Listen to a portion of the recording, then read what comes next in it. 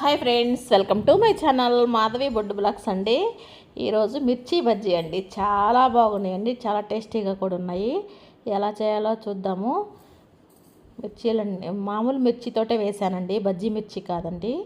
ఇంట్లో మనం వాడుకునే మిర్చితోటే వేసాను. అంత కారం లేవు, చాలా బాగున్నాయి. అయితే టేస్ట్ చాలా చాలా బాగున్నాయండి. అది ఎలా చేయాలో చూద్దాము. కప్పు పిండి తీసుకున్నానండి, శనగపిండి. అందులోకి కొంచెం సోడా ఉప్పు వేసాను. సోడా ఉప్పు ఉంటుంది కదా, అది కొంచెం వేసాను. ఆ తర్వాత కొంచెం సాల్ట్, ఆ తర్వాత వాము కొంచెం వేసాను. వాము వేస్తే మంచిది కదా, బాగుంటుందని వాము కొంచెం వేసాను. తర్వాత మొత్తం కలిపేసుకుందామండి. వాము కూడా వేసేసాము.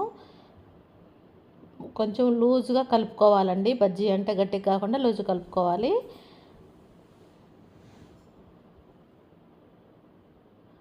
సరిపడినంత వాటర్ వేసుకొని నీట్గా కలిపేసుకోవాలి. ఇలా రావాలండి పిండి. ఇలా వస్తే మిర్చి బజ్జీ బాగుంటుందండి. మెత్తగా ఉంటుంది, బాగా సాఫ్ట్గా ఉంటుంది బజ్జీ. తర్వాత డీప్ ఫ్రై సరిపడా ఆయిల్ పెట్టేసుకున్నాను. ఇవేనండి నాటు మిరపకాయలండి, కారం లేవు కానీ బాగున్నాయి, టేస్ట్ బాగున్నాయి. తర్వాత ఆయిల్ వేడెక్కిన తర్వాత వేసేసానండి. చూడు, ఇలా వేసేస్తాను నేను. ఇలా వేసేసానండి. చాలా అంటే చాలా బాగా వచ్చినాయండి, చాలా బాగుంది టేస్ట్ కూడా.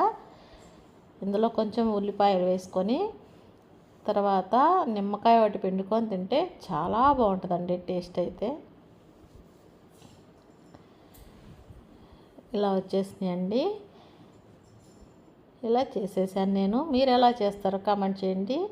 నేనైతే బజ్జీ మిరపకాయలు కాదండి, ఇవి మామూలు ఇంట్లో మిరపకాయలు ఉంటే వేసేసాను. చాలా బాగున్నాయి, చాలా టేస్ట్గా కూడా ఉన్నాయి.